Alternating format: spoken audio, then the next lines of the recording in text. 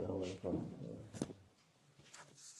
من الشيطان الرجيم بسم الله الرحمن الرحيم والصلاة والسلام على رسولنا محمد سيد الأولين والآخرين مدد يا رسول الله مدد يا سادات دستور ولا شاء الله فاز دستور محمد طریقتنا صحبہ والخیر فی الجميع. ہمارے رسول اللہ صلی اللہ علیہ وسلم فرماتے ہیں، ایک مومن نہ تو کسی کو نقصان پہنچاتا ہے اور نہ ہی نقصان کا جواب نقصان سے دیتا ہے، وہ کسی کو بھی تکلیف نہیں دیتا۔ ایک مومن کی فطرت اور اس کی خاصیت ہمیشہ بھلائی کرنا ہے۔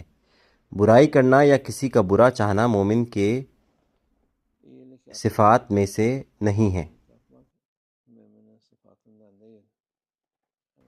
ایک مسلمان پر ہمیشہ یہ لازمی ہے کہ وہ خیر کے کام کرے، وہ بدی سے خود کو دور رکھتا ہے اور کسی کو بھی ٹھیس نہیں پہنچاتا،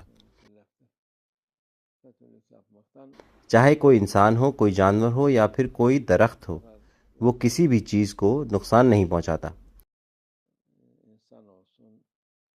اس کی دلی خواہش یہی ہوتی ہے کہ ہر چیز ویسی ہی ہو جیسی اللہ کی مرضی ہے۔ یہی ایک مومن کی اصلی پہچان ہے۔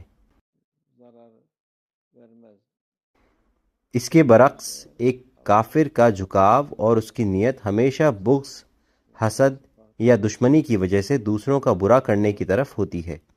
لہٰذا اللہ عز و جل نے کچھ حدود مقرر فرمائے ہیں، جو کوئی بھی ان سرحدوں کو پار کرتا ہے وہ اللہ کے غضب کو دعوت دیتا ہے، اور جو شخص اللہ کے غضب کا شکار ہو جاتا ہے وہ ایسا بدنصیب انسان بن جاتا ہے جس سے اللہ تعالیٰ کبھی محبت نہیں کرتا۔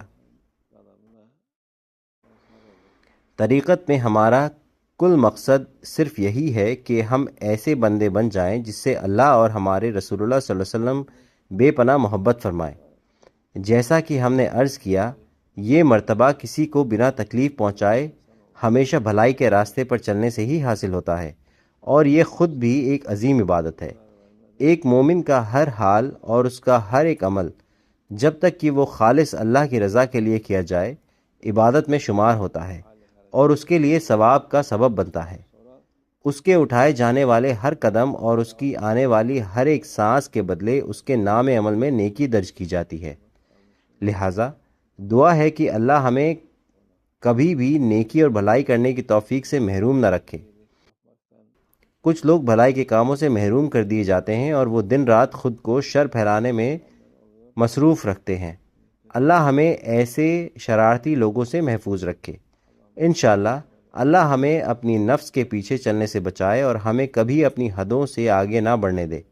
اللہ امت محمدی کی حفاظت فرمائے۔ اللہ توفیق. الفاتحہ.